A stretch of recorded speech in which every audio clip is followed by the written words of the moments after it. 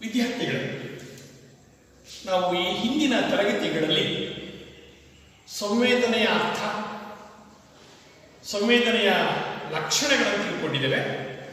ಅದರ ಜೊತೆಗೆ ಪ್ರತ್ಯಕ್ಷಾನುಭವದ ಅರ್ಥ ಮತ್ತು ಲಕ್ಷಣಗಳನ್ನು ತಿಳ್ಕೊಂಡಿದ್ದೇವೆ. ಹೀಗಾಗಿ ನಮಗೆ ಒಂದು ಸ್ಪಷ್ಟ ಪರಿಕಲ್ಪನೆ ಬರ್ತಾ ಇದೆ. ಸಂವೇದನೆ ಎಂದರೇನು ಮತ್ತು ಪ್ರತ್ಯಕ್ಷಾನುಭವ ಎಂದರೇನು. ಸಂವೇದನೆ ಒಂದು ಪರಿಕಲ್ಪನೆ, ಹಾಗೆಯೇ ಪ್ರತ್ಯಕ್ಷಾನುಭವ ಮತ್ತೊಂದು ಪರಿಕಲ್ಪನೆ. ಹಾಗಾಗಿ ಈ ಸಂವೇದನೆ ಮತ್ತು ಪ್ರತ್ಯಕ್ಷಾನುಭವಗಳಿಗೆ ಏನಾದರೂ ವ್ಯತ್ಯಾಸಗಳಿದೆಯಾ ಅಂತ ಹೇಳಿ ನಾವು ಈ ತರಗತಿಗಳಲ್ಲಿ ತಿಳ್ಕೊಳ್ಬೇಕು. ಈ ವ್ಯತ್ಯಾಸಗಳ ಜೊತೆಗೆ ಪ್ರತ್ಯಕ್ಷಾನುಭವವನ್ನು ನಿರ್ಧರಿಸುವ ಅಂಶಗಳು ಯಾವುವು ಅಥವಾ ಪ್ರತ್ಯಕ್ಷಾನುಭವದ ನಿರ್ಧಾರಕಗಳು ಯಾವುವು ಅನ್ನೋದು ತಿಳ್ಕೊಳ್ಳೋಣ. ಈಗ ಮೊದಲನೇದಾಗಿ ಸಂವೇದನೆ ಮತ್ತು ಪ್ರತ್ಯಕ್ಷಾನುಭವಗಳಿಗಿರುವ ವ್ಯತ್ಯಾಸಗಳು. ಇದು ಪ್ರತ್ಯಕ್ಷಾನುಭವ, ಇದು ಸಂವೇದನೆ, ಇವೆರಡಕ್ಕೂ ಇರ್ತಕ್ಕಂಥ ವ್ಯತ್ಯಾಸಗಳನ್ನ ನಾವು ನಿಮಗೆ ತಿಳಿಸಲಿಕ್ಕೆ ಪ್ರಯತ್ನ ಮಾಡ್ತೀವಿ. ಒಂದನೇದು ಸಂವೇದನೆ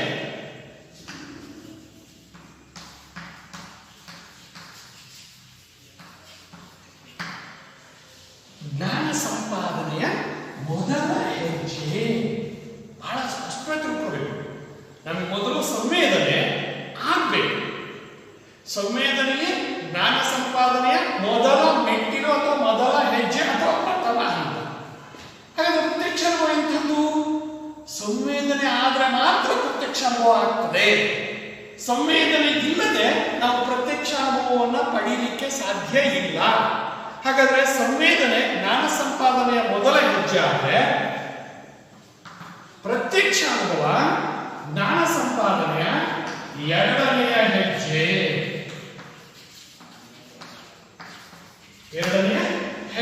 ಅನ್ನೋದನ್ನು ಗಮನಿಸ್ತೀವಿ.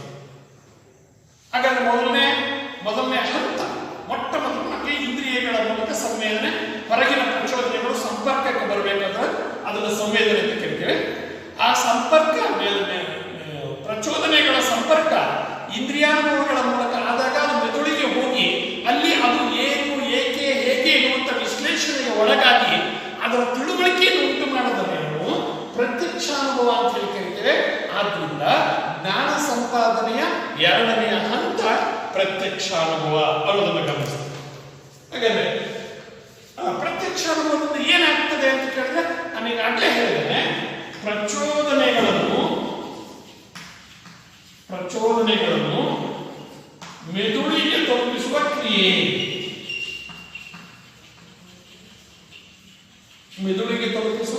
ಕ್ರಿಯೆ ಸಂವೇದನೆ. ಹಾಗಾದ್ರೆ ಪ್ರತ್ಯಕ್ಷಾನುಭವ ಅಂದ್ರೆ ಏನು ಅಂತ ಕೇಳಿದ್ರೆ ಅದನ್ನ ನಾವು ಎರಡನೇ ಅಂಶದಲ್ಲಿ ಹೇಳೋದು, ಸಂವೇದನೆಗಳನ್ನು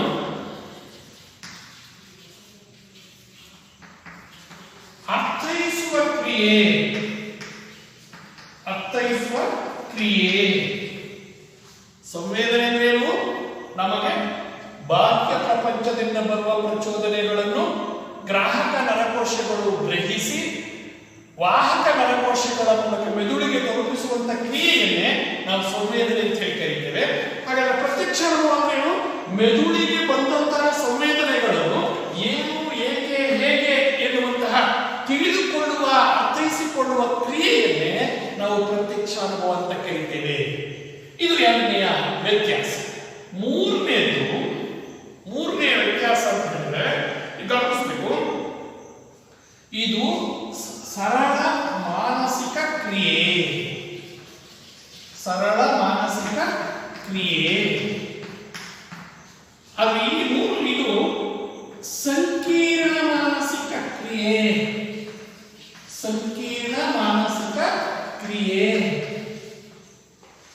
ಗಮನಿಸಬೇಕು. ಸರಳ ಅಂತ ಹೇಳಿದ್ರೆ ನಾವೊಂದು ನಮ್ಮ ಮಗು ನಾಯಿಯನ್ನು ನೋಡಿದ್ರೆ ನಾಯಿ ಅಂತ ಅಷ್ಟೇ ಹೇಳ್ತೇವೆ. ಆದ್ರೆ ಅದರ ಬಣ್ಣ ಎಂತಹದ್ದು, ಅದು ಯಾವ ಜಾತಿಯ ನಾಯಿ, ಯಾವ ದೇಶದ ನಾಯಿ, ಯಾವ ತಳಿಯ ನಾಯಿ, ಅದರ ಗಾತ್ರ ಎತ್ತರ ಎಷ್ಟಿತ್ತು, ಅದರ ಧ್ವನಿ ಎಂಥದ್ದು ಅನ್ನೋದನ್ನ ವಿಶ್ಲೇಷಣೆಗೆ ಒಳಪಡಿಸಿ ತಿಳಿದುಕೊಳ್ಳುವಂತಹ ಮಾನಸಿಕ ಕ್ರಿಯೆ ಇದೆಯಲ್ಲ, ಅದನ್ನು ನಾವು ಸಂಕೀರ್ಣವಾದ ಮಾನಸಿಕ ಕ್ರಿಯೆ. ಯಾಕೆ ಅದನ್ನು ಸಂಕೀರ್ಣ ಅಂತ ಹೇಳಿ ಕರಿತೀವಿ ಅಂದ್ರೆ ಅಲ್ಲಿ ಸಂಶ್ಲೇಷಣೆ ಮತ್ತು ವಿಶ್ಲೇಷಣೆ ಎರಡನೇದು ನಿರ್ಣಯ ಕೈಗೊಳ್ಳುವ ಪ್ರಕ್ರಿಯೆ ಸಾಗುತ್ತದೆ.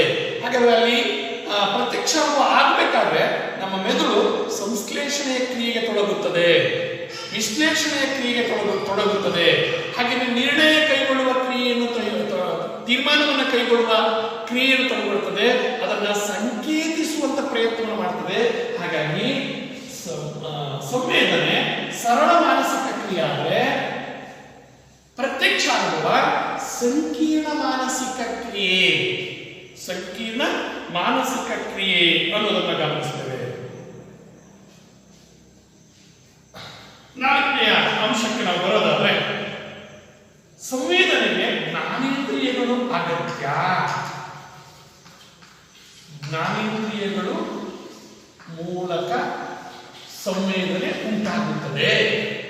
ನಮ್ಮ ಚರ್ಮ ಏನಾದ್ರು ಜಡ್ಡುಗೆಟ್ಟಿದೆ, ಶೀತದಲ್ಲಿ ಏನಾದ್ರೆ ಜವು ಬರೋದು ಅಂತ ಹೇಳ್ತೀವಿ, ಕಾಲಿಗೆ ತಿಡಕ್ಕಾಗಲ್ಲ, ಅಲ್ಲಿ ರಕ್ತ ಸಂಚಾರ ನಿಂತು ಹೋದ್ರೆ ಅಥವಾ ಮೂಗಿಗೆ ನೆಗಡಿ ಆದರೆ ನಮಗೆ ಸುವಾಸನೆ ಅಥವಾ ದುರ್ವಾಸನೆಯ ಪ್ರಚೋದನೆ ನಮ್ಮ ಮೆದುಳನ್ನು ತಲುಪುವುದೇ ಇಲ್ಲ. ಆ ಇಂದ್ರಿಯದ ಮೇಲ್ಭಾಗದಲ್ಲಿ ಅದೊಂದು ದ್ರವದ ಪದಾರ್ಥ ಇರೋದ್ರಿಂದ ಅದರ ಸುವಾಸನೆ ಗೊತ್ತಾಗುವುದಿಲ್ಲ, ಅದು ದುರ್ವಾಸನೆ ಇರುವುದು, ಸುವಾಸನೆ ಇರುವುದು. ಹಾಗಾದ್ರೆ ಜ್ಞಾನೇಂದ್ರಿಯಗಳ ಮೂಲಕ ಸಂವೇದನೆ ಉಂಟಾಗುತ್ತದೆ. ಹಾಗಾದ್ರೆ ಪ್ರತ್ಯಕ್ಷ ಅನುಭವ ಯಾವುದು ಉಂಟಾಗುತ್ತೆ? ಸಂವೇದನೆಯಿಂದ, ಸಂವೇದನೆಯ ಮೂಲಕ ಪ್ರತ್ಯಕ್ಷ ಅನುಭವ ಉಂಟಾಗುತ್ತದೆ. ಅಂದ್ರೆ ಸಂವೇದನೆ ಉಂಟಾಗಬೇಕು ಅಂದ್ರೆ ಜ್ಞಾನೇಂದ್ರಿಯಗಳು ಬೇಕು, ಪ್ರತ್ಯಕ್ಷ ಅನುಭವ ಉಂಟಾಗಬೇಕು ಅಂತಂದ್ರೆ ಸಂವೇದನೆಗಳು ಬೇಕು ಅನ್ನುವಂಥದ್ದು. ಹಾಗೆಯೇ ಈಗಾಗಲೇ ಹೇಳಿದರೆ ಇದು ಇಂದ್ರಿಯ ಜನ್ಯ ಕ್ರಿಯೆ, ಇಂದ್ರಿಯ ಜನ್ಯ ಮಾನಸಿಕ ಕ್ರಿಯೆ, ಇಂದ್ರಿಯ ಜನ್ಯವಾದದ್ದು ಮಾನಸಿಕ ಕ್ರಿಯೆ. ನೋಡಿ, ಸಂವೇದನೆಯೂ ಮಾನಸಿಕ ಕ್ರಿಯೆ, ಪ್ರತ್ಯಕ್ಷ ಅನುಭವವೂ ಮಾನಸಿಕ ಕ್ರಿಯೆ. ಅವೆರಡೂ ಮಾನಸಿಕ ಕ್ರಿಯೆಗಳು ಹೌದು. ಆದರೆ ಯಾವ ಹಂತದ ಮಾನಸಿಕ ಕ್ರಿಯೆಗಳು ಅನ್ನುವ ವಿಶ್ಲೇಷಣೆಗೆ ಬಂದ್ರೆ ಇದು ಸರಳ ಹಂತದ ಮತ್ತು ಪ್ರಥಮ ಹಂತದ ಮಾನಸಿಕ ಕ್ರಿಯೆ. ಆದ್ರೆ ಇಲ್ಲಿ ಇದು ಎಷ್ಟೊಂದು ಅಂತ ಹೇಳಿದ್ರೆ ಮಾನಸಿಕ ಜನ್ಯವಾದದ್ದು, ಮಾನಸಿಕ ಜನ್ಯವಾದದ್ದು, ಮನಸ್ಸಿನಿಂದ ಹುಟ್ಟುವಂತದ್ದು. ಇಲ್ಲಿ ಇಂದ್ರಿಯಗಳು ಚೆನ್ನಾಗಿದ್ದ ಕೆಲಸ ಮಾಡ್ಬಿಡ್ತಾರೆ, ಇಂದ್ರಿಯಗಳು ನಮಗೆ ಸಂವೇದನೆಯನ್ನು ಉಂಟು ಮಾಡ್ತಾರೆ. ಆದ್ರೆ ಇಲ್ಲಿ ಮನಸ್ಸು ನಮಗೆ ಅದರ ಅರ್ಥವನ್ನ, ಅದರ ವಿವರಣೆಯನ್ನ, ಅದರ ತಿಳುವಳಿಕೆಯನ್ನ ನಮಗೆ ಉಂಟು ಮಾಡ್ತದೆ ಅನ್ನೋದನ್ನು ಗಮನಿಸಬೇಕು. ನಂತರ ಇಂದ್ರಿಯಗಳು ಮತ್ತು ಸಂವೇದನೆಗಳಲ್ಲಿ ದೋಷ ಕಂಡು ಬರಬಹುದು. ಇಂದ್ರಿಯಗಳು ಮತ್ತು ಸಂವೇದನೆಗಳಲ್ಲಿ ದೋಷಗಳು ಕಂಡು ಬರುತ್ತವೆ. ಅದು ಇಲ್ಲಿ ಪ್ರತ್ಯಕ್ಷ ಅನುಭವದಲ್ಲಿ ಇಂದ್ರಿಯಗಳು ಕಳುಹಿಸಿದಂತಹ ದೋಷಪೂರಿತ ಸಂವೇದನೆಗಳಲ್ಲಿನ ದೋಷಗಳನ್ನ ಕಳೆದುಕೊಂಡು ಸರಿಯಾದ ಮಾರ್ಗವನ್ನ, ವಾಸ್ತವ ಚಿತ್ರಣವನ್ನ, ಸರಿಯಾದ ವಾಸ್ತವ ಚಿತ್ರಣವನ್ನ ಮನಸ್ಸಿನಲ್ಲಿ ಮೂಡಿಸುತ್ತದೆ. ಇಲ್ಲಿ ದೋಷ ಇರ್ಬೋದು, ಅವರಿಗೆ ಇದ್ರು ಅನ್ಬೋದು, ಅಥವಾ ಅಂಥದ್ದೇ ನಮ್ಮ ನಾಯಿ ಅಂತ ಹೇಳ್ಬೋದು, ಆದ್ರೆ ನಮ್ಮ ನಾಯಿ ಅಲ್ಲ ಅನ್ನೋ ತಿಳುವಳಿಕೆ ಅಲ್ಲಿ ಪ್ರತ್ಯಕ್ಷಾನುಭವದಲ್ಲಿ ಮೂಡುತ್ತದೆ ಅನ್ನೋದನ್ನು ಗಮನಿಸಬೇಕು. ಹಾಗಾಗಿ ಪ್ರತ್ಯಕ್ಷಾನುಭವದಲ್ಲಿ ದೋಷಗಳು ಇರುವುದಿಲ್ಲ, ಸ್ಪಷ್ಟ ಅರ್ಥಗ್ರಹಿಕೆ ಇರ್ತದೆ. ಆದರೆ ಇಲ್ಲಿ ಸಂವೇದನೆಯ ಹಂತದಲ್ಲಿ ಇಂದ್ರಿಯಗಳು ಮತ್ತು ಸಂವೇದನೆಗಳು ದೋಷಪೂರಿತವಾಗಿ ದೋಷ ಇರಬಹುದು. ಆದರೆ ಪ್ರತ್ಯಕ್ಷಾನುಭವದಲ್ಲಿ ಆ ದೋಷಗಳನ್ನ ಸರಿಪಡಿಸಿಕೊಂಡು ಸರಿಯಾದ ಜ್ಞಾನವನ್ನ ಅದು ಮೂಡಿಸುವಂತ ಪ್ರಯತ್ನವನ್ನು ಮಾಡುತ್ತದೆ ಅನ್ನೋದನ್ನು ಗಮನಿಸಬೇಕಾಗ್ತದೆ.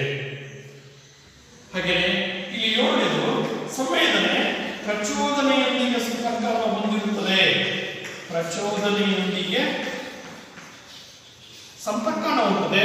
ಇದು ಸಂವೇದನೆಯೊಂದಿಗೆ ಸಂಪರ್ಕವನ್ನು ಹೊಂದುತ್ತದೆ, ಸಂವೇದನೆಯೊಂದಿಗೆ ಸಂಪರ್ಕವನ್ನು ಹೊಂದಿರುತ್ತದೆ ಅನ್ನೋದನ್ನು. ಹಾಗೆಯೇ ನಂತರದ ಮತ್ತೊಂದು ಅಂಶ ಅಂತ ಹೇಳಿದ್ರೆ ಬಹುತೇಕ ಎಂಟನೇದು ಆಧಾರರಹಿತವಾದದ್ದು ಮತ್ತು ಆಧಾರರಹಿತಕ್ಕಿಂತ ಅವಿಶ್ಲೇಷಿತವಾದದ್ದು.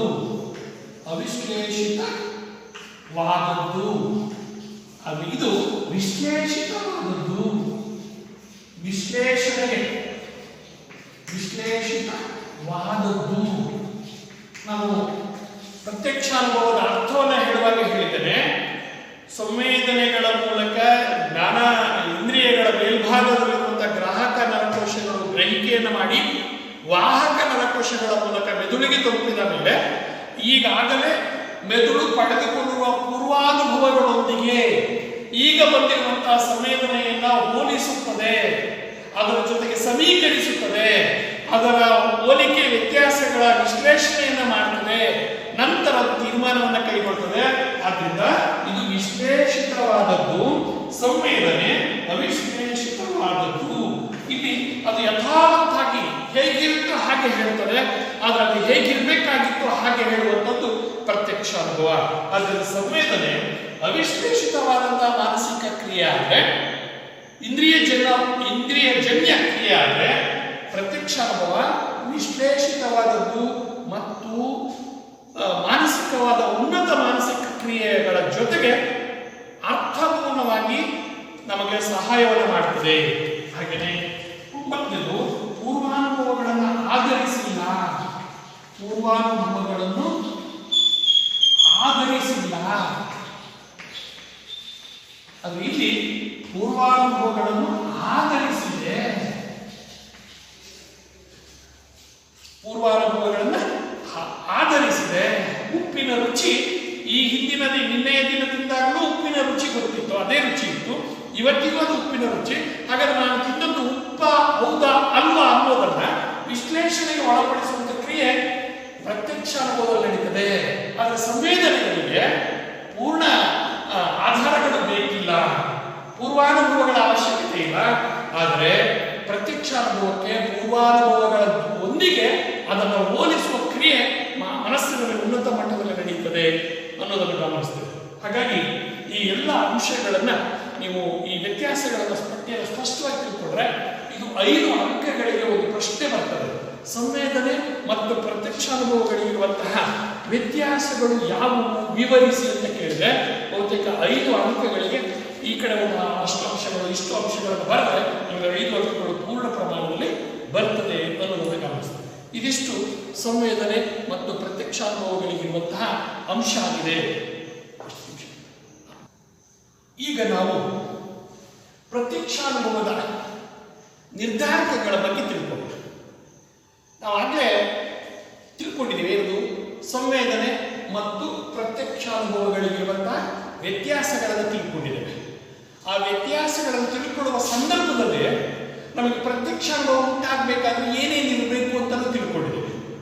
ಹಾಗಾದ್ರೆ ಇಲ್ಲಿ ಪ್ರತ್ಯಕ್ಷಾನುಭವದ ನಿರ್ಧಾರಕಗಳು ಅಂತ ಹೇಳಿದ್ರೆ ನಮಗೆ ಪ್ರತ್ಯಕ್ಷಾನುಭವ ಉಂಟಾಗಲಿಕ್ಕೆ ಯಾವ ಯಾವ ಅಂಶಗಳು ಸಹಾಯಕವಾಗಿವೆಯೋ ಅವುಗಳನ್ನ ನಾವು ಪ್ರತ್ಯಕ್ಷಾನುಭವದ ನಿರ್ಧಾರಕಗಳು ಅಂತ ಹೇಳಿ ಕರೀತೇವೆ. ಅಂದ್ರೆ ಪ್ರತ್ಯಕ್ಷಾನುಭವವನ್ನ ನಿರ್ಧರಿಸುವ ಅಂಶಗಳೇ ಪ್ರತ್ಯಕ್ಷಾನುಭವದ ನಿರ್ಧಾರಕಗಳು. ಪ್ರತ್ಯಕ್ಷಾನುಭವವನ್ನ ನಿರ್ಧರಿಸುವ ಅಂಶಗಳು, ಪ್ರತ್ಯಕ್ಷಾನುಭವವನ್ನ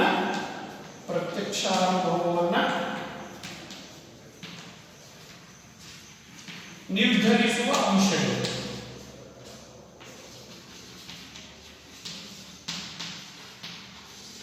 ಅಥವಾ ಪ್ರತ್ಯಕ್ಷಾನುಭವ ಉಂಟಾಗಲಿಕ್ಕೆ ಸಹಾಯಕ ಮಾಡುವ ಅಂಶಗಳು, ಸಹಾಯಕವಾಗಿರುವ ಅಂಶಗಳು.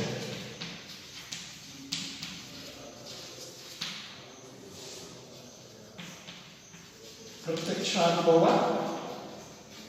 ಉಂಟಾಗಲು ಸಹಾಯಕವಾಗುವ ಅಂಶಗಳನ್ನೇ ನಾವು ಪ್ರತ್ಯಕ್ಷಾನುಭವದ ನಿರ್ಧಾರಕಗಳು ಅಂತೀವಿ. ಅದನ್ನ ಇನ್ನೊಂದು ರೀತಿ ಹೇಳಿದ್ರೆ ಪ್ರತ್ಯಕ್ಷಾನುಭವ ಉಂಟು ಮಾಡುವಂತೆ ಪ್ರಭಾವ ಬೀರುವ ಅಂಶಗಳು, ಸಹಾಯಕವಾಗಿರುವ ನಿರ್ಧರಿಸುವ ಹಾಗೆಯೇ ಪ್ರತ್ಯಕ್ಷಾನುಭವದ ಮೇಲೆ ಪ್ರಭಾವ ಬೀರುವ ಅಂಶಗಳನ್ನೇ ನಾವು ಪ್ರತ್ಯಕ್ಷಾನುಭವದ ನಿರ್ಧಾರಕಗಳು ಅಂತ ಹೇಳಿ ಕರೀತೇವೆ. ಅಂದ್ರೆ ಪ್ರತ್ಯಕ್ಷಾನುಭವವನ್ನ ನಿರ್ಧರಿಸುವಲ್ಲಿ ಸಹಾಯಕವಾಗುವ ಪ್ರಭಾವ ಬೀರುವ ಅಂಶಗಳೇ ಪ್ರತ್ಯಕ್ಷಾನುಭವದ ನಿರ್ಧಾರಕ ಅಂಶಗಳು ಅಂತ ಹೇಳಿ ಕರೀತೇವೆ. ಇಲ್ಲಿ ನೀವು ಸುಮ್ಮನೆ ಒಂದು ಸೂತ್ರಬದ್ಧವಾಗಿ ನೆನಪಿಟ್ಕೊಳ್ಳೋದಕ್ಕಾಗಿ ಹೇಳ್ತೇವೆ. ನಿರ್ಧಾರಕಗಳ ಅಂಶಗಳು ಎಷ್ಟಿದ್ದಾವೆ ಅಂತಂದ್ರೆ 8 ಅಂಶಗಳು. ನೀವು ಒಮ್ಮೊಮ್ಮೆ 10 ಅಂಕದ ಪ್ರಶ್ನೆಗೆ ಈ ವಿಷಯ ಬರ್ತದೆ. ಏನದು? ಪ್ರತ್ಯಕ್ಷಾನುಭವದ ನಿರ್ಧಾರಕಗಳನ್ನು ವಿವರಿಸಿ. ಅಲ್ಲಿ 8 ಅಂಶಗಳನ್ನು ಹೆಸರಿಸಿದ್ರೆ ಸಾಲದು. ಆ 8 ಅಂಶಗಳನ್ನು ಒಂದೆರಡು ಪುಟಕ್ಕೆ ಮೀರದಂತೆ ವಿವರಿಸುವಂತ ಸಾಮರ್ಥ್ಯವನ್ನು ನೀವು ಗಳಿಸಿಕೊಳ್ಬೇಕು. ಅದಕ್ಕಾಗಿ ಪಾಠ ಕೇಳುವ, ಪುಸ್ತಕ ಓದುವ ಪ್ರಯತ್ನವನ್ನು, ನೋಟ್ಸ್ ಮಾಡಿಕೊಳ್ಳುವ ಪ್ರಯತ್ನವನ್ನ ನೀವು ಮಾಡಬೇಕು ಅನ್ನೋದನ್ನು ಗಮನಿಸಬೇಕು. ಹಾಗಾದ್ರೆ ನಿಮಗೆ ಸರಳವಾಗಿ ಒಂದು ಅಂಕದ ಪ್ರಶ್ನೆ ಅಂತಾನೆ ನಿಮ್ಗೆ ಹೇಳೋದಾದ್ರೆ, ಪ್ರತ್ಯಕ್ಷಾನುಭವ ನಿರ್ಧರಿಸುವ ಅಂಶಗಳು ಎಷ್ಟು ಅಂತ ಕೇಳಿದ್ರೆ ನೀವು ಸ್ಪಷ್ಟವಾಗಿ ಗೊಂದಲವಿಲ್ಲದೆ ಕರಾರುವಕ್ಕಾಗಿ ಹೇಳಬೇಕು 8 ಅಂತ ಹೇಳಿ. ಹಾಗಾದ್ರೆ ಆ 8 ಪ್ರತ್ಯಕ್ಷಾನುಭವದ ನಿರ್ಧಾರಕಗಳು ಯಾವುವು ಅನ್ನೋದನ್ನ ನಾವು ಒಂದೊಂದನ್ನು ತಿಳ್ಕೊಳ್ಳೋಣ. ಮೊದಲನೇದು ಜ್ಞಾನೇಂದ್ರಿಯಗಳ ಸ್ಥಿತಿ. ಜ್ಞಾನೇಂದ್ರಿಯಗಳ ಸ್ಥಿತಿ ನಮಗೆ ಗೊತ್ತಿದೆ.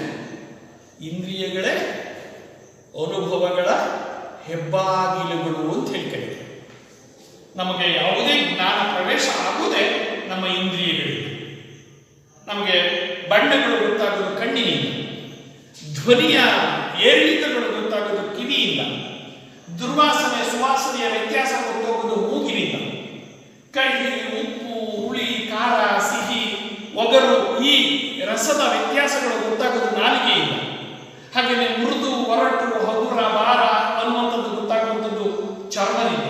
ಹಾಗಾದ್ರೆ ನಮಗೆ ಪ್ರತ್ಯಕ್ಷ ಅನುಭವ ಆಗಬೇಕು ಅಂತಂದ್ರೆ ಮೊದಲನೇದಾಗಿ ಜ್ಞಾನೇಂದ್ರಿಯಗಳ ಸ್ಥಿತಿ ಆರೋಗ್ಯಕರವಾಗಿರಬೇಕು. ಜ್ಞಾನೇಂದ್ರಿಯಗಳು ಯಾವುದೇ ಊನಗೊಂಡಿರಬಾರದು ಅನ್ನೋದು. ಹಾಗೆ ನಾನು ಡಾಕ್ಟರ್ ಮೇರಿಯಾ ಮಾಂಟೆಸೋರಿ ಪಾಠ ಹೇಳುವಾಗ ಹೇಳಿದ್ದೇನೆ, ಇಂದ್ರಿಯಗಳಲ್ಲಿನ ದೋಷಗಳ ಕಲಿಕೆಯಲ್ಲಿನ ಹಿಂದುಳಿಯುವಿಕೆಗೆ ಕಾರಣ ಅಂತ. ಹಾಗಾದ್ರೆ ಇನ್ನೇನು ಸಂವೇದನೆ ಉಂಟಾಗಬೇಕು ಅಂದ್ರೆ ಇಂದ್ರಿಯಗಳು ಚೆನ್ನಾಗಿರ್ಬೇಕು, ಇಂದ್ರಿಯಗಳು ಆರೋಗ್ಯಕರವಾಗಿರ್ಬೇಕು. ಇಂದ್ರಿಯಗಳು ಚೆನ್ನಾಗಿ ಕೆಲಸ ಮಾಡ್ತಾ ಇದ್ರೆ ಮೊದಲನೇದಾಗಿ ಸಂವೇದನೆ ಚೆನ್ನಾಗಾಗ್ತದೆ. ಸಂವೇದನೆ ಚೆನ್ನಾಗಾದ್ರೆ ಪ್ರತ್ಯಕ್ಷ ಅನುಭವ ಚೆನ್ನಾಗಾಗ್ತದೆ. ಪ್ರತ್ಯಕ್ಷ ಅನುಭವ ಚೆನ್ನಾಗಾದ್ರೆ ಪರಿಕಲ್ಪನೆ ಉಂಟಾಗ್ತದೆ. ಆ ಪರಿಕಲ್ಪನೆಗಳೇ ಜ್ಞಾನಗಳು. ಇವು ಬಹಳ ಸ್ಪಷ್ಟವಾಗಿ ತಿಳ್ಕೋಬೇಕು. ಮೊದಲು ನಮಗೆ ಸಂವೇದನೆ ಉಂಟಾಗಬೇಕು. ಅದಕ್ಕೆ ಯಾವುದು ಬೇಕು ಅಂತಂದ್ರೆ ಜ್ಞಾನೇಂದ್ರಿಯಗಳು. ಜ್ಞಾನೇಂದ್ರಿಯಗಳು ಚೆನ್ನಾಗಿರೋದು ಅಂತಂದ್ರೆ ಆರೋಗ್ಯಕರವಾಗಿದ್ರೆ, ಸಮರ್ಪಕವಾಗಿ ಕಾರ್ಯನಿರ್ವಹಿಸ್ತಾ ಇದ್ರೆ. ಅದನ್ನೇ ನೆಗೆಟಿವ್ ಆಗಿ ಹೇಳೋದಾದ್ರೆ ಅನಾರೋಗ್ಯಕ್ಕೆ ಒಳಗಾಗದೇ ಇದ್ದರೆ. ನಿಮಗೆ ಗೊತ್ತಿದೆ, ಮೂಗಿಗೆ ನೆಗಡಿ ಆದಾಗ ನಿಮಗೆ ಯಾವುದೇ ಮೂಗಿನ ಮೂಲಕ ಬರಬಹುದಾದಂತಹ ಇಂದ್ರಿಯ ಜ್ಞಾನ ನಿಮಗೆ ಸ್ಪಷ್ಟವಾಗಿ ಮೂಡೋದಿಲ್ಲ. ಹಾಗೆ ನಿಮಗೆ ಜ್ವರಕ್ಕೆ ತುತ್ತಾಗಿ ಕಾಯಿಲೆ ಆದಾಗ ಬಹುತೇಕ ನಾಲಿಗೆ ರುಚಿ ಇಲ್ಲ ಅಂತ ಹೇಳ್ತೀವಿ. ಅವಾಗ ಸ್ವಲ್ಪ ನಿಮಗೆ ಖಾರ ತಿನ್ಲಿಕ್ಕೆ ಕೊಡ್ತಾರೆ, ನಾಲಿಗೆ ಚೆನ್ನಾಗಿ ಉಪ್ಪಿನಿಂದ ಉಜ್ಜಿರಿ ಅಂತ ಹೇಳ್ತಾರೆ. ಹಾಗಾಗಿ ಜ್ಞಾನೇಂದ್ರಿಯಗಳು ಕಣ್ಣು, ಕಿವಿ, ಮೂಗು, ನಾಲಿಗೆ, ಚರ್ಮ ಈ 5 ಇಂದ್ರಿಯಗಳು ಸಮರ್ಪಕವಾಗಿ ಕಾರ್ಯನಿರ್ವಹಿಸುವಂತಿರಬೇಕು, ಆರೋಗ್ಯಕರವಾಗಿರಬೇಕು. ಅವುಗಳೇ ಜ್ಞಾನದ ಸಾಧನಗಳು. ಜ್ಞಾನೇಂದ್ರಿಯಗಳ ಜ್ಞಾನದ ಹೆಬ್ಬಾಗಿಲುಗಳು. ಇವು ಸುಸ್ಥಿತಿಯಲ್ಲಿರಬೇಕು, ಸಮರ್ಪಕವಾಗಿರಬೇಕು, ಆರೋಗ್ಯಕರವಾಗಿರಬೇಕು, ಸಮರ್ಪಕವಾಗಿ ಕಾರ್ಯನಿರ್ವಹಿಸುವಂತಿದ್ರೆ ನಮಗೆ ಪ್ರತ್ಯಕ್ಷ ಅನುಭವ ಸ್ಪಷ್ಟವಾಗಿ ಉಂಟಾಗ್ತದೆ. ಆದ್ದರಿಂದ ನಮ್ಮ ಕಣ್ಣು, ಕಿವಿ, ಮೂಗು, ನಾಲಿಗೆ, ಚರ್ಮ ಇವುಗಳನ್ನು ನಾವು ಅತ್ಯಂತ ಜಾಗರೂಕತೆಯಿಂದ ಕಾಪಾಡಿಕೊಳ್ಳಬೇಕು. ಅವುಗಳಿಗೆ ಅಪಾಯ ಆಗದಾಗೆ ನೋಡ್ಕೊಳ್ಬೇಕು. ಅವುಗಳಿಗೆ ಅನಾರೋಗ್ಯ ಆಗದ ಹಾಗೆ ನೋಡ್ಕೊಳ್ಬೇಕು. ಅವುಗಳ ಸೂಕ್ಷ್ಮತೆಯನ್ನ ನಾವು ಹೆಚ್ಚಿಸಿಕೊಳ್ಬೇಕು. ಆದ್ರಿಂದ ಪ್ರತ್ಯಕ್ಷ ಅನುಭವದ ನಿರ್ಧರಿಸುವ ಮೊದಲ ಅಂಶ ಅಂತ ಹೇಳಿದ್ರೆ ಜ್ಞಾನೇಂದ್ರಿಯಗಳ ಸ್ಥಿತಿ. ಎರಡನೇದು ಅಂತ ಹೇಳಿದ್ರೆ ಮೆದುಳು ನರವ್ಯೂಹ. ಮೆದುಳು ನರವ್ಯೂಹ.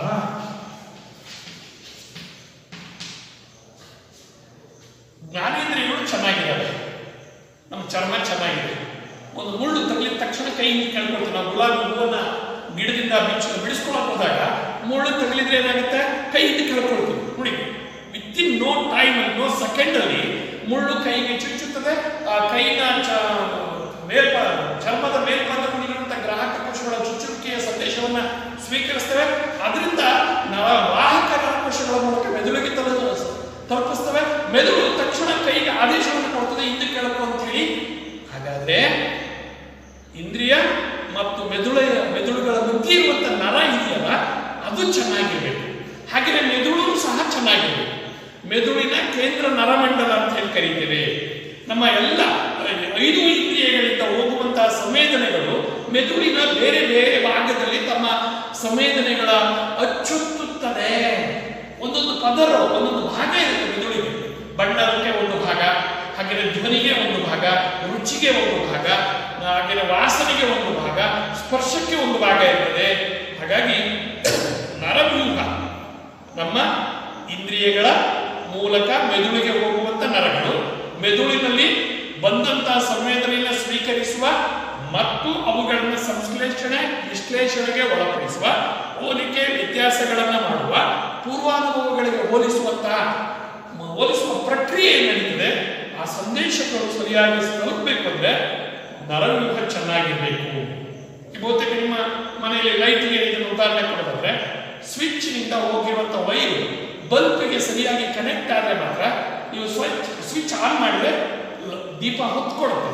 ಆ ವೈರ್ ಅದು ಡಿಲೀಟ್ ಆಗಿದೆ ಅಥವಾ ಅದಕ್ಕೆ ಸ್ಪಷ್ಟವಾಗಿ ತಾಕದೆ ಹೋದ್ರೆ, ಸಂಪರ್ಕ ಕಡಿತಗೊಂಡಿದ್ರೆ, ಎಲ್ಲ ವೈರ್ ಕಟ್ ಆಗಿದ್ರೆ, ಇಲ್ಲಿ ನೀವು ಯಾವುದೋ ಕಟ್ ಮಾಡಿದ್ರೆ ಈ ಸ್ವಿಚ್ ಆನ್ ಆಗಿರುತ್ತೆ, ಬಲ್ಬು ಇರುತ್ತೆ, ಆದರೆ ಹೊತ್ತಲ್ಲ. ಆಗ ನೀವು ಟೆಸ್ಟರ್ ತಗೊಂಡು ಒಂದು ಕಡೆಯಿಂದ ವೈರಲ್ಲಿ ಎಲ್ಲಿ ಹೋಗಿದೆ, ವೈರ್ ಡಿಸ್ಕನೆಕ್ಟ್ ಆಗಿದೆ, ಎಲ್ಲಿ ಕತ್ತರಿಸಿದೆ ಅಂತ ಹೇಳಿ ಹುಡ್ಕೊಂಡು ಕಟ್ ಆಗಿರೋ ಹತ್ರ ಮತ್ತೆ ಪ್ಯಾಚ್ ಹಾಕ್ತೀರಿ, ಆಗ ಸ್ವಿಚ್ ಹಾಕಿದ್ರೆ ಅದು ವೈರ್ ಆಗುತ್ತೆ. ಹಾಗೆ ನಮ್ಮ ಇಂದ್ರಿಯಗಳ ಚೆನ್ನಾಗಿರೋದ್ರ ಜೊತೆಗೆ ನರವ್ಯೂಹಗಳು ಮತ್ತು ಮೆದುಳು ಸಹ ಸಮರ್ಪಕವಾಗಿರಬೇಕು. ಅದಕ್ಕೆ ಸಮರ್ಪಕವಾಗಿ ಆಲೋಚನೆ ಮಾಡೋದಿಲ್ವಾ, ಹೇಗೆ ಬೇಕೋ ಹಾಗೆ ಆಲೋಚನೆ ಮಾಡುವ, ಒಂದೊಂದು ರೀತಿ ಒಂದೊಂದು ಸಮಯದಲ್ಲಿ ಮಾತನಾಡುವಂಥ ವ್ಯಕ್ತಿಗಳನ್ನ ಮೆಂಟಲ್ ಲೂಸ್ ಅಂತ ಕರೀತೇವೆ. ಅದಂತವನ್ನ ನಿಮಾನಿಸಿ ಕಳಿಸ್ಬೇಕು ಅಂತ ಹೇಳ್ತೇವೆ. ಹಾಗಾಗಿ ನಾವು ನಮ್ಮ ನರಕೋಶಗಳು, ಗ್ರಾಹಕ ನರಕೋಶಗಳು ಮತ್ತು ಕ್ರಿಯಾವಾಹಕ ನರಕೋಶಗಳು ಚೆನ್ನಾಗಿ ಕೆಲಸ ಮಾಡಬೇಕು. ಮೆದುಳಿನಲ್ಲಿರ್ತಕ್ಕಂಥ ನರಕೋಶಗಳು ಸಹ ಚೆನ್ನಾಗಿ ಕೆಲಸ ಮಾಡಿದ್ರೆ, ಮೆದುಳು ಮತ್ತು ನರವ್ಯೂಹ ಚೆನ್ನಾಗಿದ್ರೆ ಮಾತ್ರ ನಮಗೆ ಪ್ರತ್ಯಕ್ಷ ಅನುಭವ ಉಂಟಾಗ್ತದೆ ಅನ್ನೋದು. ಮೂರನೇದು ಪ್ರೇರಕಗಳು, ಮೋಟಿವ್ಸ್, ಪ್ರೇರಕಗಳು ಅಂತ ಹೇಳ್ತೇವೆ. ನಮಗೆ ಪ್ರೇರಣೆಯನ್ನು ನಾವು ಗಮನಿಸಬೇಕು. ಕಣ್ಣಿಗೆ ಒಂದು ಸಂವೇದನೆ ಆಗಬೇಕು ಅಂತ ಹೇಳಿದ್ರೆ, ಪ್ರಚೋದನೆಯನ್ನು ಸ್ವೀಕರಿಸಬೇಕು ಅಂತ ಹೇಳಿದ್ರೆ, ವಸ್ತು ನಮ್ಮ ಮುಂದೆ ಕಣ್ಣು ಮುಂದೆ ಇರಬೇಕು, ಹಾಗೂ ಬೆಳಕಿನ ಕಿರಣಗಳು ಇರಬೇಕು.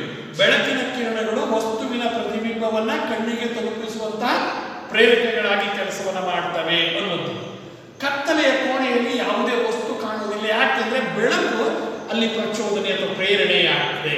ಆ ವಸ್ತುವಿನ ಪ್ರತಿಬಿಂಬ ನಮ್ಮ ಕಣ್ಣಿನ ಪಟಲದ ಮೇಲೆ ಮೂಡಲಿಕ್ಕೆ ಬೆಳಕಿನ ಕಿರಣ ಕಾರಣ ಆಗ್ತದೆ. ಹಾಗಾಗಿ ಕತ್ತಲಲ್ಲಿದ್ದ ವಸ್ತುವಿನ ಸ್ಪಷ್ಟ ಚಿತ್ರಣ ನಮ್ಮ ಮೆದುಳಿಗೆ ಮೂಡಿಸುವುದಿಲ್ಲ. ಹಾಗೆಯೇ ಕಿವಿಗೆ ಬರುವಂತ ಧ್ವನಿ ಯಾವುದೊಂದು ಗುರುತಿಸೋದಾದ್ರೆ ಅದರ ಪ್ರಮಾಣ ಡೆಸಿಬಲ್ ಅಂತ ಹೇಳಿ ಕರೀತೇವೆ. ಧ್ವನಿಯ ಶಬ್ದದ ಪ್ರಮಾಣವನ್ನ ಡೆಸಿಬಲ್ ನಿಂದ ಅಳಿತೇವೆ. ಅದು ಸಹ ಕೇಳಿಸುವಂತೆ ಇರಬೇಕು. ಯಾಕಂದ್ರೆ ಪಿಸು ಮಾತ್ರ ಕೇಳಿಸುವುದಿಲ್ಲ, ದೊಡ್ಡ ಶಬ್ದ ನಮ್ಮ ಕಿವಿಗೆ ನೋವನ್ನು ಉಂಟು ಮಾಡ್ತದೆ. ಹಾಗಾಗಿ ನಮ್ಮ ಪ್ರೇರಕಗಳು, ನಮ್ಮ ನಿರೀಕ್ಷೆಗಳು, ನಮಗೆ ಪ್ರಚೋದನೆಗಳು, ಜುಳು ಜುಳು ಅಂತ ಶಬ್ದ ಕೇಳಿದ ತಕ್ಷಣ ನಾವು ನೀರಿದೆ ಅಂತ ಅಂದ್ಕೊಳ್ತೇವೆ.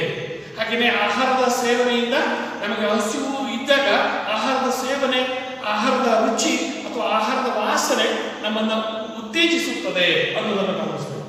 ಹಾಗಾಗಿ ಹಸಿದಾಗ ಉಪದೇಶ ಇರಿಸುವುದಿಲ್ಲ ಅನ್ನೋ ಹಾಗೆ ನಮಗೆ ಇರ್ತಕ್ಕಂಥ ಹಸಿವು, ನೀರಡಿಕೆ, ಅನಾರೋಗ್ಯ, ಆರೋಗ್ಯ ಇವುಗಳು ನಮ್ಮ ಸಂವೇದನೆಗಳನ್ನ, ಪ್ರತ್ಯಕ್ಷ ಅನುಭವಗಳನ್ನ ಪ್ರೇರಕಗಳಾಗಿ ಕೆಲಸವನ್ನ ಮಾಡ್ತವೆ ಅನ್ನೋದು. ನಾಲ್ಕನೇದು ಪೂರ್ವಾನುಭವಗಳು. ಪೂರ್ವಾನುಭವಗಳು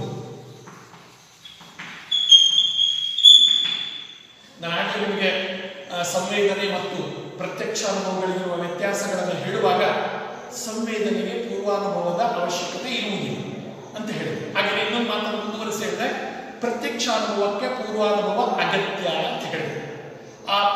ತನಗೆ ಬಂದಂತಹ ಸಂವೇದನೆಯನ್ನ ಈ ಹಿಂದಿನ ಅನುಭವಗಳ ಜೊತೆಗೆ, ಪೂರ್ವಾನುಭವ ಅಂತ ಹೇಳಿದ್ರೆ ಈ ಹಿಂದೆ ಪಡೆದುಕೊಂಡಿರುವ ಅನುಭವ, ಈ ಹಿಂದೆ ನಮಗೆ ಆಗಿರುವ ಅನುಭವ, ಅವುಗಳ ಜೊತೆಗೆ ಈಗ ವರ್ತಮಾನದ ಅನುಭವಗಳನ್ನು ಹೋಲಿಸ್ತೇವೆ. ಅದನ್ನು ನಾವು ವಿಶ್ಲೇಷಣೆ ಮತ್ತು ಸಂಶ್ಲೇಷಣೆ ಅಂತೇಳಿ ತರ್ಕಬದ್ಧವಾಗಿ ಹೇಳ್ತೇವೆ. ಆ ಮನಸ್ಸು ಸಂವೇದನೆಯನ್ನು ಅರ್ಥೈಸಬೇಕು ಅಂತ ಹೇಳಿದ್ರೆ, ಅರ್ಥ ಗ್ರಹಿಕೆ ಆಗಬೇಕು ಅಂತ ಹೇಳಿದ್ರೆ, ಪೂರ್ವಾನುಭವಗಳೊಂದಿಗೆ ವರ್ತಮಾನದ ಸಂವೇದನೆಗಳನ್ನ ಅದು ಹೋಲಿಸುತ್ತದೆ, ತುಲನೆ ಮಾಡುತ್ತದೆ, ವ್ಯತ್ಯಾಸಗಳನ್ನು ಗುರುತಿಸುತ್ತದೆ. ಅದರಿಂದ ನಮಗೆ ಪೂರ್ವಾನುಭವಗಳು ಅತ್ಯಂತ ಅಗತ್ಯ.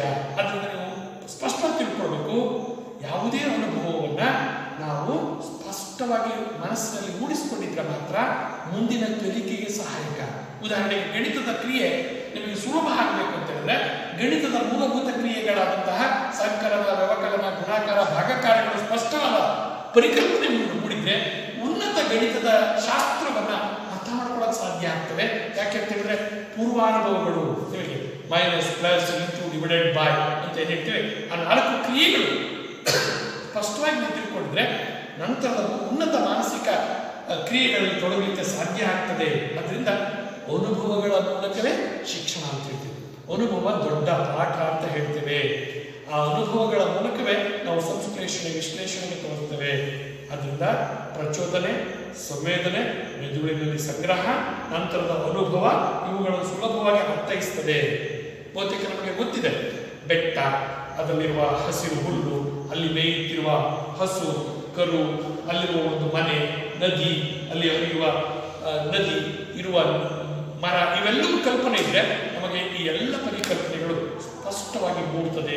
ಆದ್ದರಿಂದ ನಮ್ಮ ಮಕ್ಕಳಿಗೆ ಈಗ ಕಲಿಸುವ ವಿಷಯಗಳು ಈ ಹಿಂದೆ ಕಲಿತಿರುವ ವಿಷಯಗಳ ಜೊತೆಗೆ ಸಂಪರ್ಕವನ್ನು ಕಲಿಸಿ ಅದರ ಆಧಾರದ ಮೇಲೆ ಪೂರ್ವಾನುಭವಗಳ ನೆಲೆಗಟ್ಟಿನ ಮೇಲೆ ವರ್ತಮಾನವನ್ನು ಹೇಳಬೇಕು. ಅದಕ್ಕೆ ನಾವು ಪೀಠಿಕೆ ಅಂತ ಕರಿತೀವಿ. ಹಿಂದಿನ ಪಾಠದ ಕೊನೆಯ ಅಂಶವನ್ನು ಹೇಳಿ ಈಗಿನ ಪಾಠದ ಅಂಶವನ್ನು ಹೇಳಿದ್ರೆ ಹಿಂದಿನ ಪಾಠಕ್ಕೂ ಈ ಪಾಠಕ್ಕೂ ಸಂಪರ್ಕ ಏರ್ಪಡ್ತದೆ, ಸಂಬಂಧ ಏರ್ಪಡ್ತದೆ ಅನ್ನೋದನ್ನ ಮಾತನ್ನ ಹೇಳ್ತೀವಿ. ನೆಕ್ಸ್ಟ್ 5ನೇ ಅಂಶ ನಿರೀಕ್ಷೆಗಳು.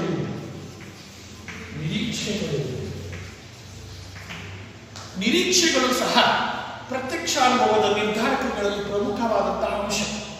ವ್ಯಕ್ತಿ ಯಾವ ನಿರೀಕ್ಷೆಯಲ್ಲಿರ್ತಾನೋ ಅಂಥದ್ದೇ ಅನುಭವ ಆಗ್ತದೆ. ಉದಾಹರಣೆಗೆ ನೀವು ಹಾಸ್ಟೆಲ್ ಇದ್ದಾಗ ಭಾನುವಾರ 4 ಗಂಟೆಗೆ ಅಪ್ಪಾಜಿ ಬರ್ತೀನಿ ಅಂತ ಹೇಳಿದ್ರೆ ನೀವು ರೂಮಲ್ಲಿ ಬೋಲ್ಟ್ ಹಾಕಿ ಕೂತಿರ್ತೀರಿ. ಯಾರಾದ್ರೂ ಡೋರನ್ನ ನಾಕ್ ಮಾಡಿದ್ರೆ ಯಾರಾದ್ರೂ ನಾಕ್ ಮಾಡಿದ್ರಿ, ಯಾರು ನೀವೇ ಅಂದ್ಕೊಳ್ತೀರಿ 4 ಗಂಟೆ ಆಗಿದೆ ಅಪ್ಪಾಜಿ ಬರ್ತೀನಿ ಅಂತ ಹೇಳಿದ್ರು ಅಂತ ಹೇಳಿ ನಿಮ್ಮ ಅಪ್ಪ ಅವರೇ ಬಂದರು ಅಂತ ಹೇಳಿ ಅಂದ್ಕೊಳ್ತೀವಿ. ಅದನ್ನೇ ನಾವು ನಿರೀಕ್ಷೆ ಅಂತ ಕರಿತೀವಿ. ಹಾಗೇನೆ ಈ ಓದುವ ವಿಷಯದಲ್ಲಿಯೂ ನಾನು ಹೆಚ್ಚು ಅಂಕಗಳನ್ನು ಗಳಿಸಬೇಕು ಅನ್ನುವಂಥ ನಿರೀಕ್ಷೆಯನ್ನು ಇಟ್ಕೊಂಡಿದ್ರೆ ನಿಮ್ಮ ಕಲಿಕೆ ಅರ್ಥಪೂರ್ಣವಾಗಿರ್ತದೆ. ನಮ್ಮ ಮನೆಗೆ ಬರುವಂಥ ವ್ಯಕ್ತಿಗಳ ತಿಳುವಳಿಕೆ ನಮಗೆ ಮೊದಲೇ ಇದ್ರೆ ಆ ಸಮಯಕ್ಕೆ ನಾವು ಪದೇ ಪದೇ ಬಾಗಿಲ ಹತ್ರ ಹೋಗ್ತೀವಿ, ಅಥವಾ ಯಾರಾದ್ರೂ ಬಾಗಿಲ ನಾಕ್ ಮಾಡಿದ್ರೆ ಅವರೇ ಬಂದಂತೆ ಭಾವ ಆಗ್ತದೆ ಅನ್ನುವಂಥದ್ದನ್ನು ಗಮನಿಸ್ತೇವೆ. ಹಾಗಾಗಿ ನಮಗೆ ನಿರೀಕ್ಷೆಗಳಿರಬೇಕು. ವಿದ್ಯಾರ್ಥಿಗಳಿಗೆ ಕಲಿಕೆಯ ನಿರೀಕ್ಷೆ ಇರಬೇಕು, ಜ್ಞಾನ ಸಂಗ್ರಹದ ನಿರೀಕ್ಷೆ ಇರಬೇಕು. 3 ಹೊತ್ತು ಊಟದ ಹಸಿವಿನ ಜೊತೆಗೆ ಜ್ಞಾನದ ಹಸಿವಿದ್ರೆ ಅವ್ರ ಕಲಿಕೆಯ ಯಶಸ್ವಿಯನ್ನ ಹೊಂದ್ತಾರೆ. 6ನೇ ಅಂಶ ಅವಧಾನ, ಅಟೆನ್ಷನ್. ನೀವು ಬಹುತೇಕ ದೈಹಿಕ ಶಿಕ್ಷಣ ತರಗತಿಗಳಲ್ಲಿ ಈ ಅಟೆನ್ಷನ್ ಅಂತ ಇಂಗ್ಲಿಷ್ ಪದ ಕೇಳಿರ್ತೀವಿ. ಒಂದು ವಸ್ತುವಿನ ಮೇಲೆ ನಮ್ಮ ಪ್ರಜ್ಞೆಯನ್ನ ಕೇಂದ್ರೀಕರಿಸುವಂತಹ ಪ್ರಕ್ರಿಯೆಯನ್ನೇ ಅವಧಾನ ಅಂತ ಕರಿತೀವಿ. ಹಾಗೆಯೇ ನಮಗೆ ಸಂವೇದನೆ ಆಗಬೇಕು ಅಂತ ಹೇಳಿದ್ರೆ ಆ ಪ್ರಚೋದನೆಗಳ ಮೇಲೆ ನಮಗೆ ಅವಧಾನ ಇರಬೇಕು. ನಮ್ಮ ಕಲಿಕೆಯ ಮೇಲೆ ಅವಧಾನ ಇರಬೇಕು. ಅವಧಾನ ಅಂತ ಹೇಳಿದ್ರೆ ಏಕಾಗ್ರತೆ. ಏಕಕಾಲದಲ್ಲಿ ನಿರ್ದಿಷ್ಟ ವಸ್ತುವಿನ ಮೇಲೆ ಪ್ರಜ್ಞೆಯನ್ನ ಕೇಂದ್ರೀಕರಿಸುವುದನ್ನೇ ಅವಧಾನ ಅಂತ ಕರಿತೇವೆ. ಅವಧಾನ ಕಲಿಕೆಗೆ ಮೂಲಭೂತವಾದಂತಹ ಅಂಶ. ಆ ಅವಧಾನ ಪ್ರತ್ಯಕ್ಷಾನುಭವಕ್ಕೆ ಮೂಲಭೂತವಾದಂತಹ, ಸಹಾಯಕವಾದಂತಹ, ಪ್ರೇರಕವಾದಂತಹ, ನಿರ್ಣಾಯಕವಾದಂತಹ ಅಂಶ ಅನ್ನೋದನ್ನು ಗಮನಿಸ್ತೇವೆ. ಹಾಗಾಗಿ ಇಂದ್ರಿಯಗಳು, ಮೆದುಳು, ನರಗಳು ಇವು ಜಾಗೃತವಾಗಿರ್ಬೇಕು ಅಂತ ಹೇಳಿದ್ರೆ ಮೆದುಳು ಜಾಗೃತವಾಗಿರ್ಬೇಕು.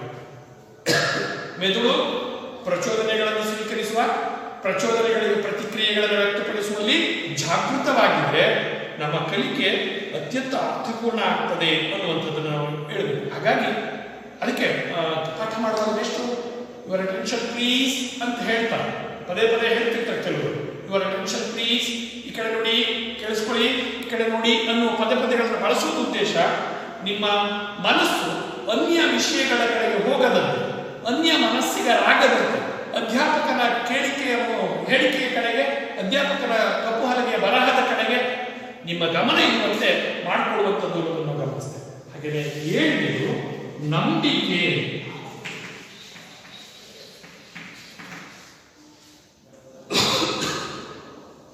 ಪ್ರತ್ಯಕ್ಷಾನುಭವದ ನಿರ್ಧಾರಕಗಳಲ್ಲಿ ನಂಬಿಕೆ ಒಂದು.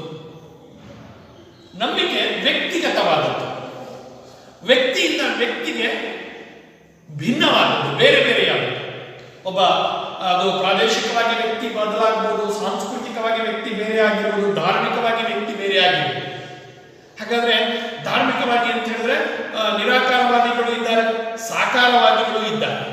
ಹಾಗಾದ್ರೆ ಸಾಕಾರವಾದಿಗಳಿಗೆ ತಿಳಿದುಕೊಳ್ಳುವ ನಂಬಿಕೆಗಳೇ ಬೇರೆ, ನಿರಾಕಾರವಾದಿಗಳು ತಿಳಿದುಕೊಳ್ಳುವ ನಂಬಿಕೆಗಳೇ ಬೇರೆ.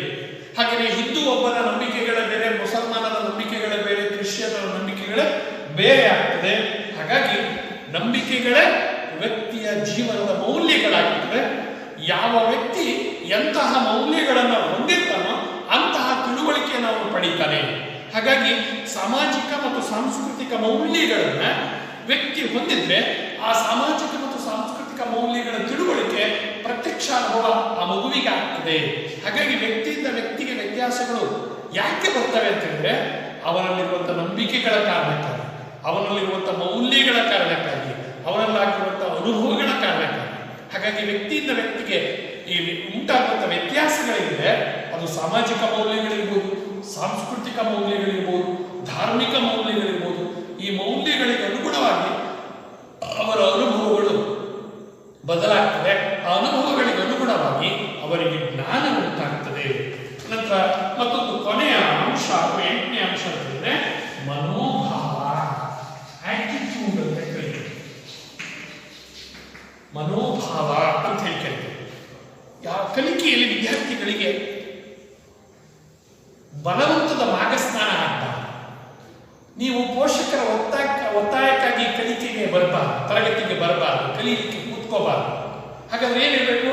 ನಾನು ಕಲಿಯಲಿಕ್ಕಾಗಿ ಬಂದಿದ್ದೇನೆ ಎನ್ನುವಂತಹ ಕಲಿಕೆಯ ಬಗೆಗಿನ ಧನಾತ್ಮಕ ಮನೋಭಾವ ನಿಮ್ಮಲ್ಲಿದ್ರೆ ಕಲಿಕೆ ಸರಳ, ಸರಾಗ, ಸುಲಭ ಆಗ್ತದೆ ಅನ್ನೋದನ್ನು ಗಮನಿಸ್ತದೆ. ಹಾಗಾಗಿ ನಾವು ಮಕ್ಕಳಲ್ಲಿ ಯಾವತ್ತೂ ಯಾವುದೇ ವಿಷಯದ ಬಗ್ಗೆ ಧನಾತ್ಮಕ ಮನೋಭಾವಗಳನ್ನು ಬೆಳೆಸಬೇಕು, ಋಣಾತ್ಮಕ ಅಥವಾ ನೇತ್ಯಾತ್ಮಕ ಮನೋಭಾವಗಳನ್ನು ಬೆಳೆಸಬಾರದು ಅನ್ನುವಂಥದ್ದನ್ನು ಗಮನಿಸಬೇಕು. ಹಾಗಾಗಿ ಮಕ್ಕಳಲ್ಲಿ ಅಶಾಂತಿ ಇದ್ರೆ, ಮಕ್ಕಳಲ್ಲಿ ಚಂಚಲತೆ ಇದ್ರೆ, ಮಕ್ಕಳಲ್ಲಿ ಅನ್ಯ ಮನಸ್ಕತೆ ಇದ್ರೆ ಬಹುತೇಕ ಗ್ರಹಿಕೆ ಆಗುವುದಿಲ್ಲ, ಅರ್ಥಾನುಭವ ಆಗುವುದಿಲ್ಲ. ಹಾಗಾಗಿ ಮಕ್ಕಳಲ್ಲಿ ನಾವು ಏಕಾಗ್ರತೆಯನ್ನು ಬೆಳೆಸಬೇಕು, ಮನಸ್ಸು ಪ್ರಜ್ಞೆ ಕೇಂದ್ರೀಕೃತವಾಗುವಂತೆ ಮಾಡಬೇಕು. ಹಾಗೆಯೇ ಮಕ್ಕಳಲ್ಲಿ ನಾವು ಯಾವುದೇ ಕಾರಣಕ್ಕೆ ಪೂರ್ವಗ್ರಹ ಪೀಡಿತ ಭಾವನೆಗಳನ್ನು ಬೆಳೆಸಬಾರದು. ಹಾಗಾಗಿ ಯಾವ ವಿದ್ಯಾರ್ಥಿಯ ಮನಸ್ಸು ಪ್ರಶಾಂತವಾಗಿರ್ತದೋ, ಶಾಂತವಾಗಿರ್ತದೋ ಆ ಮಗುವಿನ ಮನಸ್ಥಿತಿ ಕೇಳಿದ ವಿಷಯವನ್ನು ಅರ್ಥ ಮಾಡಿಕೊಳ್ಳುವ ಸಾಮರ್ಥ್ಯವನ್ನು ಬೆಳೆಸಿಕೊಡ್ತದೆ.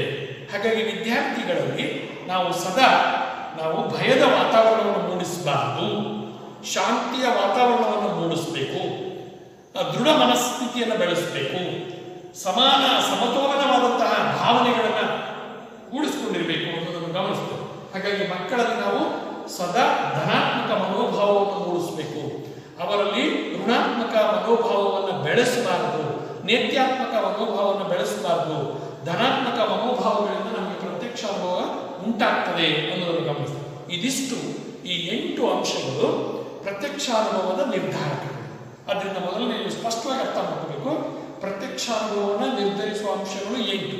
ಅವುಗಳು ಯಾವುವು ಅಂತ ಹೇಳಿದ್ರೆ ಜ್ಞಾನೇಂದ್ರಿಯಗಳ ಸ್ಥಿತಿ, 2ನೇದು ಮೆದುಳು ಮತ್ತು ನರಗಳ, 3ನೇದು ಪ್ರೇರಕಗಳು, 4ನೇದು ಪೂರ್ವಾನುಭವಗಳು, 5ನೇದು ನಿರೀಕ್ಷೆಗಳು, 6ನೇದು ಅವಧಾನ, 7ನೇದು ನಂಬಿಕೆ, 8ನೇದು ಮನೋಭಾವ. ಇದಿಷ್ಟು ಈ ಇವತ್ತಿನ ತರಗತಿಯಲ್ಲಿ ನಾವು ತಿಳಿದುಕೊಂಡಂತಹ ಅಂಶಗಳು ಅಂತ ಹೇಳಿ ನಾವು